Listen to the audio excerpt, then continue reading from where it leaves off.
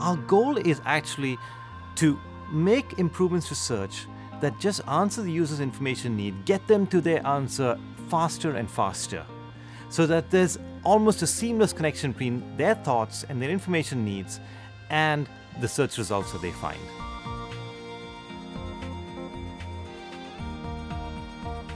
Well, Google was started based upon algorithms that Larry and Sergey developed in Stanford called the PageRank algorithm. And they used that algorithm to indeed build a very novel way of searching the web. What was happening at that point was there was this huge explosion of content on the web, a bigger explosion of information than had ever happened before, and it was getting increasingly hard to find the piece of content you wanted. In the beginning, we didn't have any advertisements at all. And as we went to add advertisements, it was very important to us that those ads be as relevant to the search as the search results themselves. And it was also very important to us that they be distinguished from the search results. There was a clear separation between ads and search from the very earliest times. Search had one goal and one goal alone: to provide the most relevant information for the user in the fastest time possible. In 1999 and 2000, we had a search engine that worked wonderfully, and it worked wonderfully for web pages. But one of the things we saw was as Google got better and better, users expected more and more from it. They didn't want just web pages. They wanted the best possible information available, be that a picture or a book. And so we started looking at how we could search new and other forms of content. And image search was the first of those, because we know that a picture is worth 1,000 words. And there were a lot of times when people would say, what is turquoise? We got to search, what is turquoise? And there's no way to answer that question without a picture. When September 11th happened, we as Google were failing our users. Our users were searching for New York Twin Towers, and our results had nothing relevant, nothing related to the sad events of the day.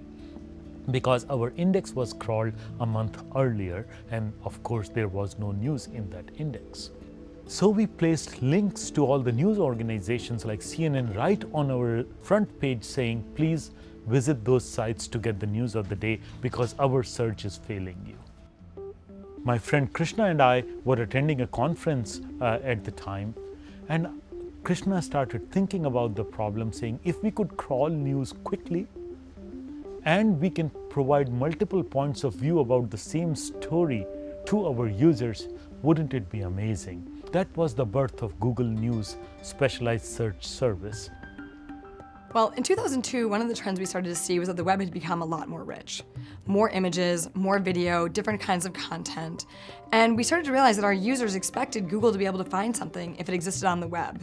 They didn't care if it was text or a web page or news. They wanted it all in one place. And so we came up with this notion of universal search. The idea that you could just go to Google and no matter what type of content it was, we could find it.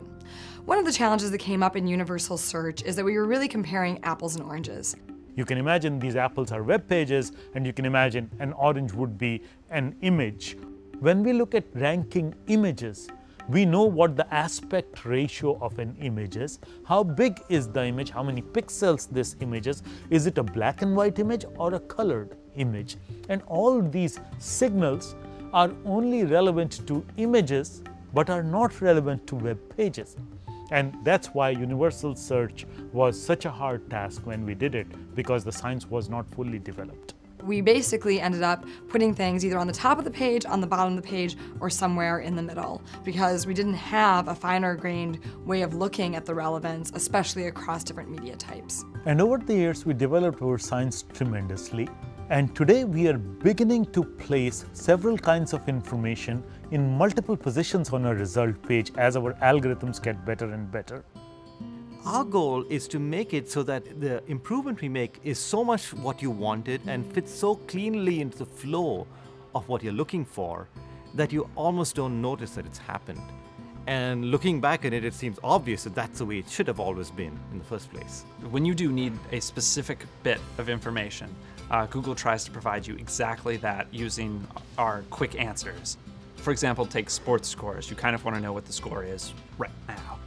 You want to know how tall is the Empire State Building. Well, we want users to come to Google and get their information as quickly as they possibly can. And with Instant, you don't even have to type in your full thought.